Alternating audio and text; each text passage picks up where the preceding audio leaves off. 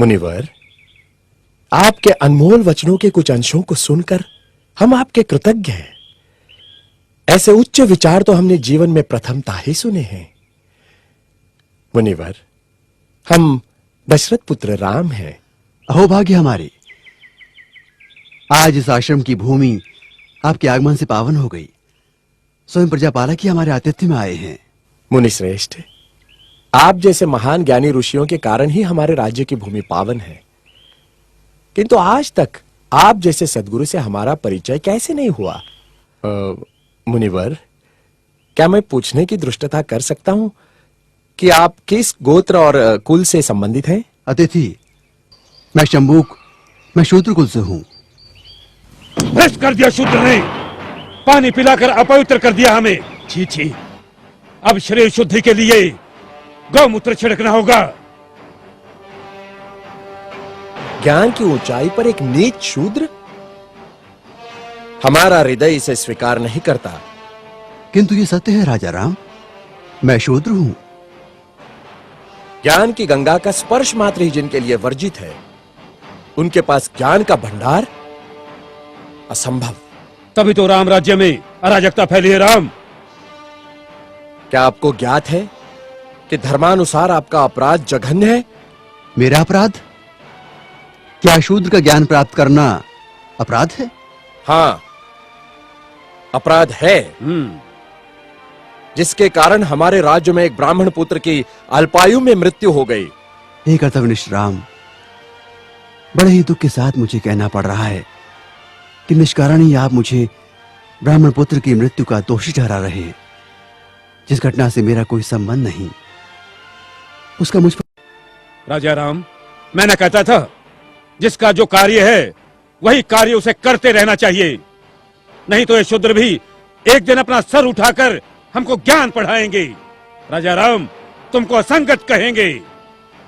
शंभुक, तुमने धर्म की मर्यादा का उल्लंघन किया है। मैंने किसी धर्म की मर्यादा का उल्लंघन नहीं किया है। मैं एक ही धर्म को मानता हूं, वो धर्म है प्रकृति का धर्म, और उसके अनुसार सभी मानव समान हैं। न कोई ब्राह्मण है, न कोई शूद्र है। देखो देखो इसकी जीवा कैसी लप लपा रही है। भविष्य में शास्त्र धर्म की शिक्षा देकर तुम राजा राम को ही आह्वान दोगे। ऋषि, हमें किसी राजसत्ता और वैभव की लालसा नहीं है। हमें तो सिर्फ एक मानव जैसा जीवन व्यतीत करना है, और फिर बस समाप्त करो तुम्हारे वचन। 2 अक्षर क्या पढ़ लिए, हमें ही ज्ञान की भाषा सिखाने लगे। राम, ये अपराधी है और इसे दंड मिलना ही चाहिए, नहीं तो ऐसे पापियों के कारण हमारे राज्य में आपत्ति आ सकती है। आपके धर्म की पाप और पुण्य की कल्पना से मैं अच्छी तरह परिचित हूं। वो सारा पाखंड आपने अपने स्वार्थ के लिए रचा है और सारी प्रजा को मूर्ख बना रहे। अपनी वाणी को रोको शंभुक। हम अपने परम पूज्य गुरु का और अपमान नहीं सह सकते। तुमने धर्मोल्लंघन किया है, जिसके कारण हमारे राज्य में एक ब्राह्मण पुत्र की अल्पायु में मृत्यु हो गई।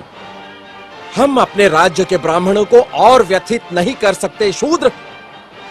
किंतु ब्राह्मण पुत्र की मृत्यु का कारण मैं कैसे हो सकता हूं? हे राजन, बड़ी नम्रता से दुस्साहस कर रहा हूं। आप तनिक अपने मन दर्पण में झांक कर तो देखें, तो आपको पता चलेगा कि आज की और कल की आपकी छवि में कितना अंतर पड़ा है। हे मर्यादा पुरुषोत्तम, राजा के अहंकार को कुछ क्षण के लिए त्याग कर तो देखो। मुझे स्वप्न में भी आशा नहीं थी कि देवताओं के मान्यवर दशरथ पुत्र राम का इतना नैतिक पतन हो जाएगा। किसी ने बस कह दिया तो आपके सोचने की शक्ति क्षीण हो गई। राजदंड की आड़ में ऋषियों का वध करने के लिए उद्युक्त हो गए। दोषी मैं नहीं राजा राम, अपितु ब्राह्मण पुत्र की मृत्यु के लिए दोषी आप हैं। अपनी विष उगलती जिह्वा को रोको शंभुक। मुझे भयभीत करने की चेष्टा न करो राम। जब जब किसी शूद्र ने परंपरागत सामाजिक दास्तां की बेड़ियां तोड़ने की चेष्टा की, तब तब धर्मांधों ने उसकी हत्या कर दी। मुझे मृत्यु का भय नहीं राम। एक शंभुक जाएगा तो दूसरा शंभुक निश्चित ही पैदा होगा। शंभुक, मैं राम, स्वाभिमान और स्वतंत्रता का लघु जीवन भी दास्ता और अपमान से भरे दीर्घायु से कई गुना सुकर है। अब यदि एक भी शब्द तुम्हारे मुख से और निकला तो मैं सत्य हूं और सत्य की कभी मृत्यु नहीं होती।